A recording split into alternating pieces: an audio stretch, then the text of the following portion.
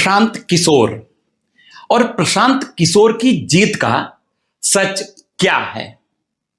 मैं शील शुक्ला। क्या बिहार की राजनीति में लालू प्रसाद यादव और नीतीश कुमार के लंबे राजनीतिक दौर का अंत शुरू हो चुका है? क्या अब बिहार की राजनीति एक नए मोड़ पर खड़ी है, जहां आने वाले समय में मुकाबला लालू बनाम नीतीश नहीं बल्कि बीजेपी बनाम जन सुराज की दिशा में आगे बढ़ सकता है? बांकीपुर विधानसभा उपचुनाव में प्रशांत किशोर की जीत सिर्फ एक सीट की जीत नहीं मानी जा रही है, बल्कि इसे उनकी राजनीतिक यात्रा का सबसे महत्वपूर्ण पड़ाव माना जा रहा है। लेकिन सबसे बड़ा सवाल अब भी यही है कि क्या यह जीत केवल एक उपचुनाव तक सीमित रहेगी या फिर बिहार की राजनीति में एक ऐसा नया समीकरण बन रहा है जो आने वाले विधानसभा चुनाव की तस्वीर बदल सकता है। एक और सवाल, और जो लोग लगभग हर चुनाव के बाद ईवीएम की मशीन पर सवाल उठाते थे, इस बार चुनाव परिणाम आने के बाद वैसी बहस क्यों नहीं दिखाई दे रही है? आज के इस न्यूज ब्रेकडाउन में हम आपको बताएंगे कि क्या यह जीत सिर्फ प्रशांत किशोर की अपनी राजनीतिक सफलता है या इसके पीछे, इस जीत के पीछे कोई और है। क्या अब बिहार की राजनीति में कोई बड़ा हंगामा होने वाला है? हम यह भी समझेंगे कि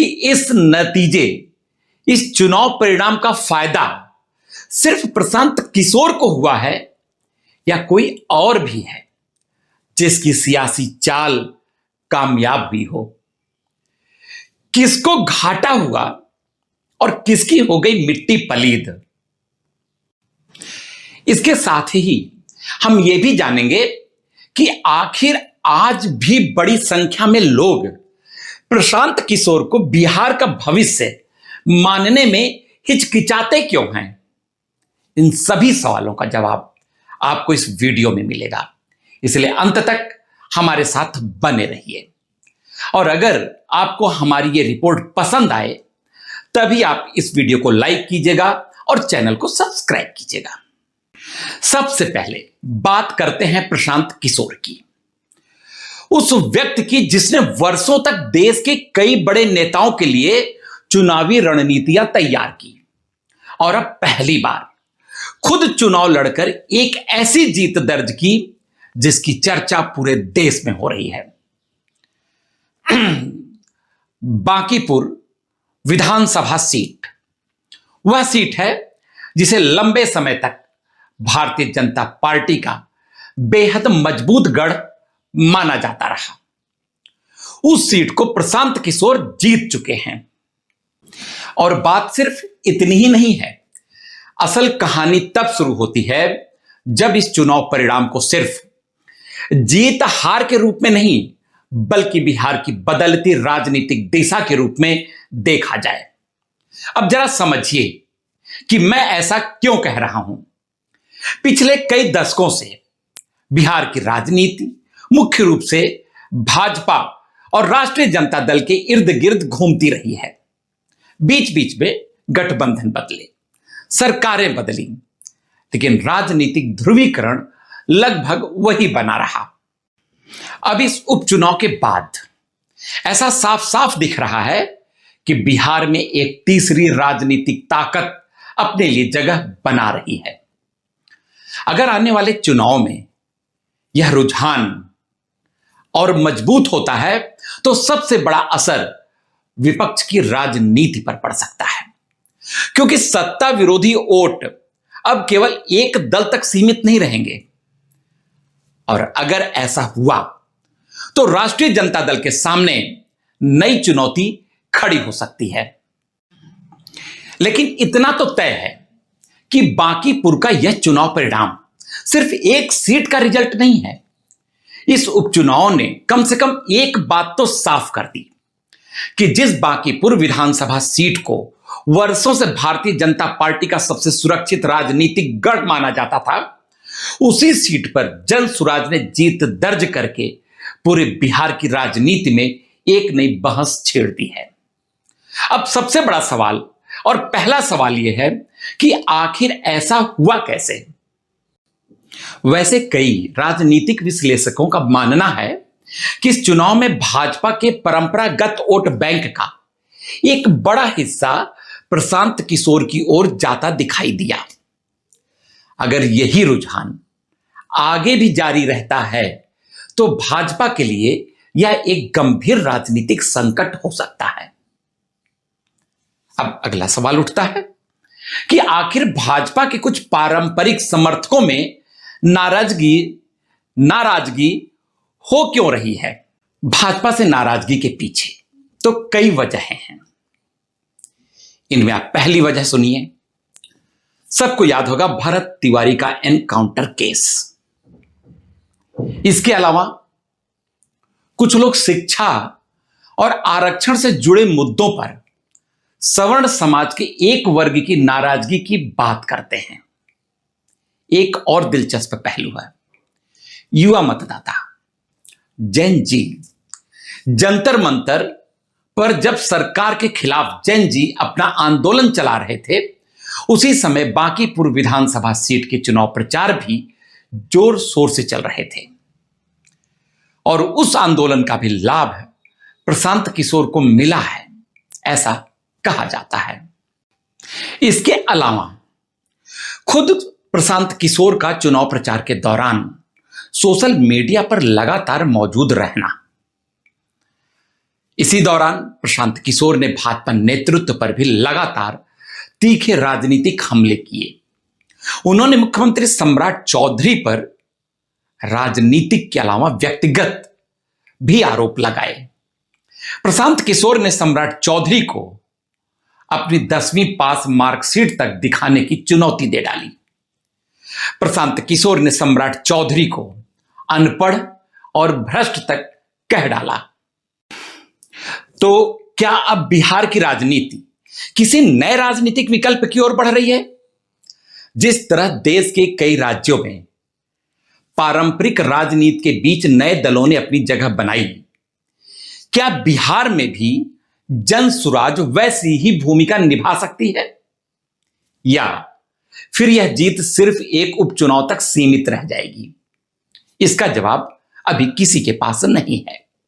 लेकिन इतना तो जरूर है कि बांकीपुर के नतीजों ने यह संदेश दे दिया है कि बिहार का मतदाता अब नए विकल्पों को सुनने और परखने के लिए तैयार दिखाई दे रहा है। और अब बात उस दिलचस्प सवाल की जिसकी चर्चा चुनाव परिणाम आने के बाद सबसे ज्यादा हुई। इस बार ईवीएम को लेकर पहली जैसी तीखी राजनीतिक बहस क्यों नहीं हुई? कम से कम प्रमुख दलों की ओर से ऐसी कोई व्यापक आपत्तियां कहीं से देखने को नहीं मिली, जैसा कि कई पिछले चुनाव के बाद देखने को मिला करती थी। और अब आखिरी सवाल, और इसी सवाल में ही जवाब भी छिपा है। बहुत ध्यान से समझिएगा कि आखिर सियासी चाल किसकी थी और सियासी फायदा किसका था। भाजपा ने बांकीपुर जैसी प्रतिष्ठित सीट पर अपेक्षाकृत युवा उम्मीदवार नीरज सिंह को ही मैदान में क्यों उतारा?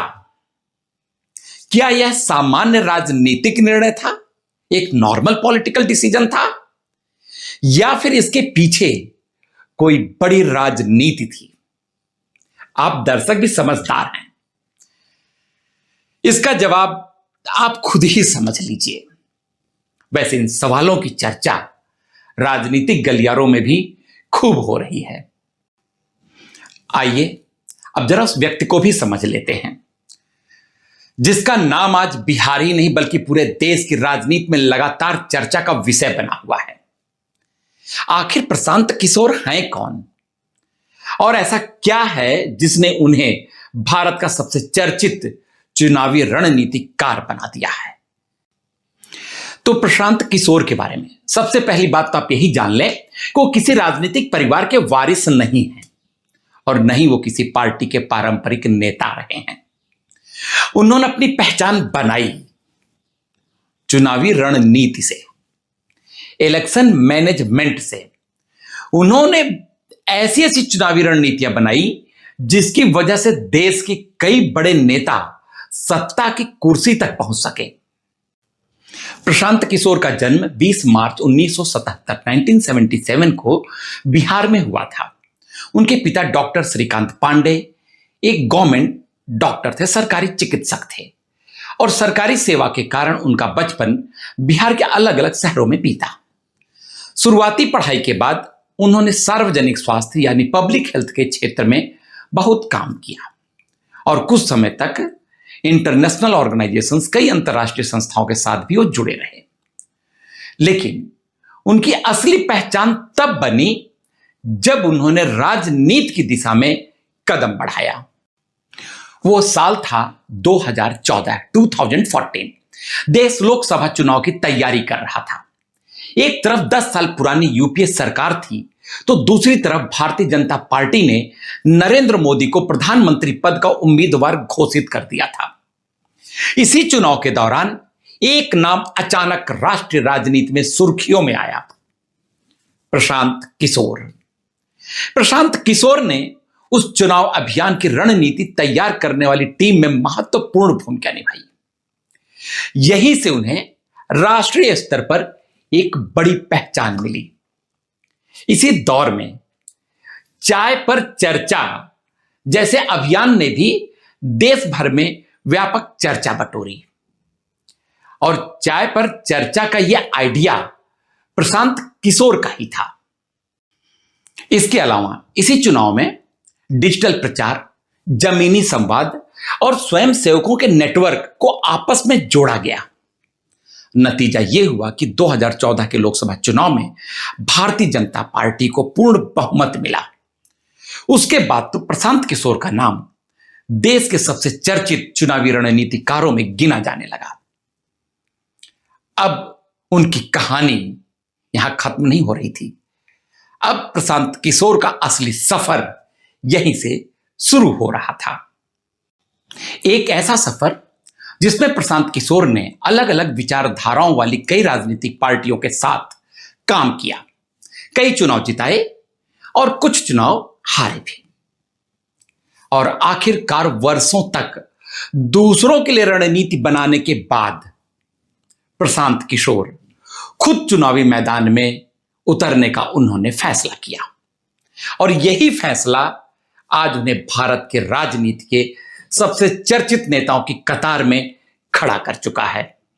लेकिन सवाल अब भी वही है, प्रशांत किशोर जो एक सफल चुनावी रणनीतिकार थे, क्या उतने ही सफल जननेता भी बन सकते हैं या फिर रणनीति और जनाधार दोनों की राजनीति बिल्कुल अलग होती है।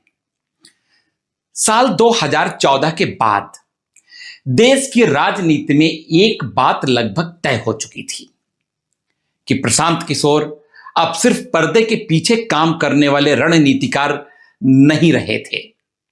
उनका नाम खुद एक पॉलिटिकल ब्रांड बन चुका था, राजनीतिक ब्रांड बन चुका था। साल 2014 के बाद प्रशांत किशोर की जिंदगी में पहला बड़ा पड़ाव आया बिहार विधानसभा चुनाव सन 2015। इस बार उन्होंने भारतीय जनता पार्टी का साथ नहीं दिया, बल्कि भारतीय जनता पार्टी के खिलाफ जाकर नीतीश कुमार और लालू प्रसाद यादव प्लस कांग्रेस गठबंधन के साथ चुनावी रणनीति पर काम किया। उस चुनाव में भी प्रशांत किशोर की रणनीति की वजह से महागठबंधन ने एक बड़ी जीत दर्ज की और एक बार फिर प्रशांत किशोर पूरे देश में सुर्खियों में छा गए। लेकिन राजनीति में हर रणनीति आपकी सफल हो जाए ऐसा जरूरी नहीं होता। प्रशांत किशोर का अगला बड़ा इम्तिहान था उत्तर प्रदेश विधानसभा चुनाव सन 2017। इस बार प्रशांत किशोर फिर भाजपा के खिलाफ में गए। कांग्रेस और समाजवादी पार्टी के गठबंधन के साथ वो जुड़े, लेकिन चुनाव परिणाम उम्मीदों के बिल्कुल खिलाफ रहा। इस चुनाव में भारतीय जनता पार्टी ने प्रचंड बहुमत हासिल किया और कांग्रेस का प्रदर्शन तो बहुत ही निराशाजनक रहा। हालांकि उसी साल प्रशांत किशोर एक और इम्तिहान से होकर गुजरे, पंजाब विधानसभा चुनाव। यहां तस्वीर बिल्कुल अलग दिखाई दी। प्रशांत किशोर ने कैप्टन अमरिंदर सिंह के साथ चुनावी रणनीति पर काम किया और कांग्रेस ने सरकार बना ली। फिर इसके बाद आया आंध्र प्रदेश विधानसभा चुनाव सन 2019। इस बार प्रशांत किशोर ने वाईएसआर कांग्रेस के नेता वाईएस जगनमोहन रेड्डी के साथ जुड़ गए।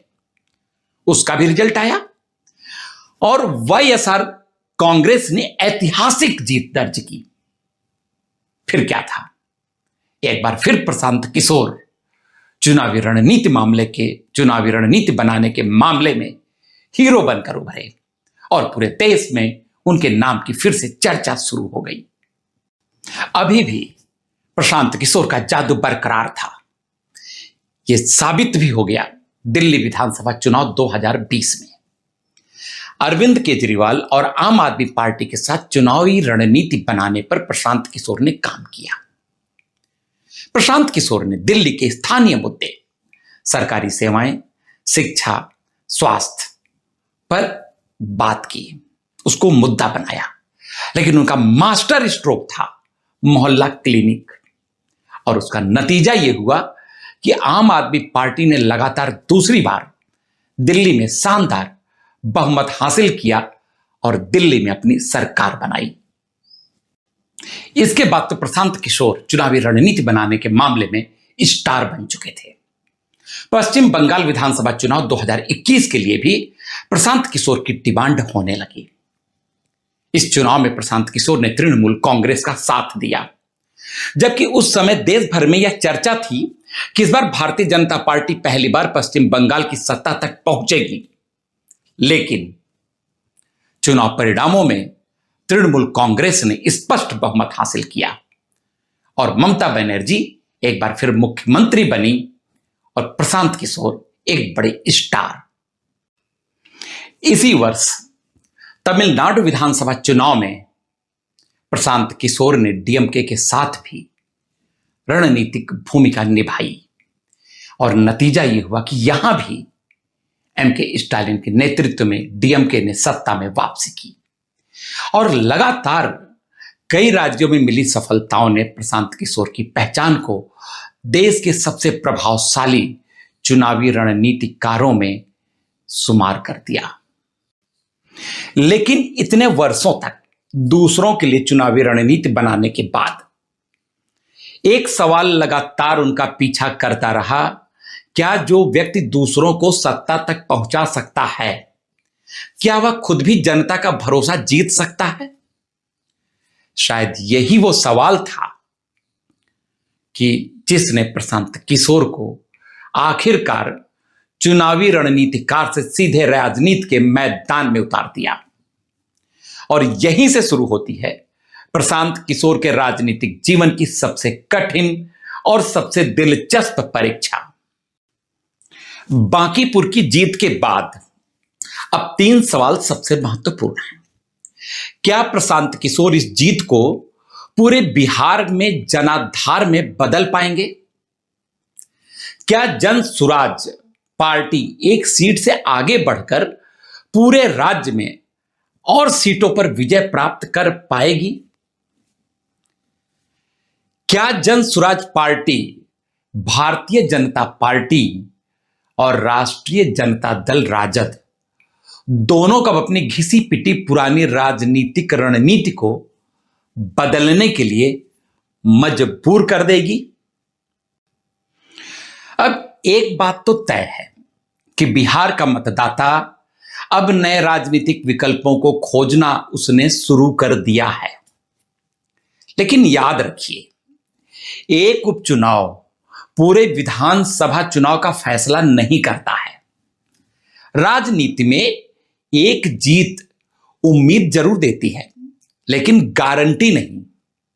फिलहाल इतना तो साफ है कि प्रशांत किशोर अब बिहार की राजनीति के हाशिए पर नहीं हैं, बहस के केंद्र में आ चुके हैं। अब उनकी असली परीक्षा शुरू होगी। क्या प्रशांत किशोर अपनी लोकप्रियता को मजबूत संगठन में बदल पाएंगे?